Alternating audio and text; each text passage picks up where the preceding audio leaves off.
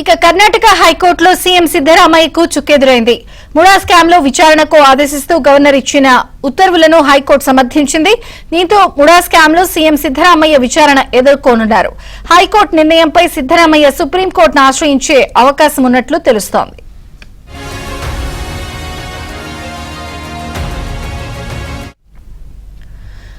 ఇక MUDA scam లో విచారణ ఎదుర్కోబోతున్నారు సీఎం సిద్దరామయ్య. మరిన్ని వివరాలు మా ప్రతినిధి రిత్విక్ నడిగి తెలుసుకుందాం. రిత్విక్, విజయ్ చంద్రిక కర్ణాటక సీఎం సిద్దరామయ్య గవర్నర్ ఉత్తర్వులను సవాల్ చేస్తూ హైకోర్టులో దాఖలు చేసిన పిటిషన్ ను కొద్దిసేపటి క్రితమే హైకోర్టు కొట్టివేయడం జరిగింది. ఏదైతే తన అధికారాన్ని ఉపయోగించుకొని దర్యాప్తుకు గవర్నర్ అనుమతించారో అందులో తప్పు లేదంటూ కూడా తీర్పు వెల్లడించడం జరిగింది. దీంతో కర్ణాటక రాజకీయాల్లో ఒకసారిగా కూడా తెలుగు సంచలనంగా సృష్టించిందని చెప్పుకోవాలి. ఎప్పుడు కూడా కర్ణాటక రాజకీయాలు చాలా ఆసక్తిగా ఉంటాయి. ఏదైతే ముడా కేసులో ముడా భూ వ్యవహారంలో కర్ణాటక సీఎం గా ఉన్న సిద్దరామయ్య కుటుంబ సభ్యుల ఆయన అధికార దుర్యోగానికి పాల్పడి ఆయన విలువైన భూములను స్వాధీనం చేసుకున్నారని సామాజికవేత్త గవర్నర్ కి ఇచ్చిన ఫిర్యాదు మేరకు ఆ ఫిర్యాదు బేస్ చేసుకొని కూడా సీఎం సిద్దరామయ్య మీద విచారణకు గవర్నర్ అనుమతించడం జరిగింది.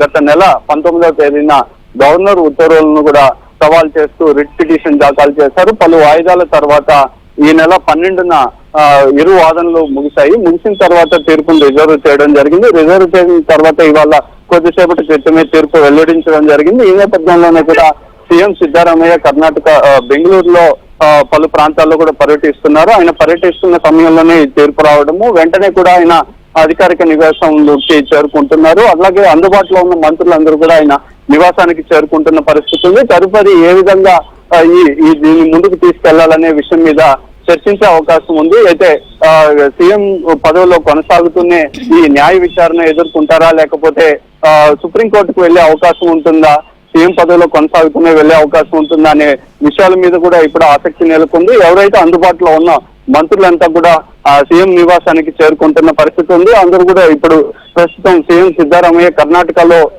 ఈ వర్షాల వల్ల పాడైపోయిన రోడ్లను పరిశీలించే కార్యక్రమం అయితే చేపడుతున్నారు.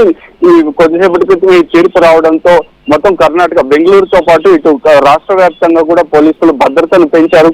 సీఎం సిద్దరామయ్య ఇంటి వద్దనైతేనేమి రాష్ట్ర వ్యాప్తంగా కూడా భద్రతను పెంచడం జరిగింది. ఎలాంటి అల్లర్లు జరగకుండా కూడా పోలీసులు అయితే గట్టి భద్రతా చర్యలు చేపట్టారు. అయితే ఈ సీఎం సిద్దరామయ్య రాజీనామా చేస్తారా, లేకపోతే సీఎం పదవిలో కొనసాగుతూనే ఈ విచారణ ఎదుర్కొంటారనే దాని మీద కూడా ఆసక్తిగా నెలకొంది. ఏదైతే ముడా వ్యవహారం ఈ కోర్టుకు వరకు వెళ్ళిందో ఈ నేపథ్యంలోనే ఏఐసిసి వద్ద కూడా ఈ వ్యవహారాన్ని మొత్తం కూడా తీసుకెళ్లి సిద్దరామయ్య అని డికే శివకుమార్ గారిని చెప్పడం జరిగింది. ఇప్పుడు కేబినెట్ సమావేశం నిర్వహించారు, సిఎల్పి ఎమ్మెల్యేలతో సమావేశం నిర్వహించారు. అందులో కూడా సీఎం సిద్దరామయ్యకు వెంట ఉంటామని చెప్పి ఆయన సీఎం పదవిలో కొనసాగుతూనే న్యాయ విచారణ ఎదుర్కొంటారని చెప్పి ప్రకటించడం జరిగింది. మరోవైపు అయితే దీని మీద హోంమంత్రి పరమేశ్వర్ గాని, జార్కోలి గాని ఇతర మంత్రులంతా కూడా సీఎం పదవి మీద ఆసక్తి చూపుతున్నట్టుగా కూడా పలు సందర్భాల్లో ప్రకటించడం జరిగింది.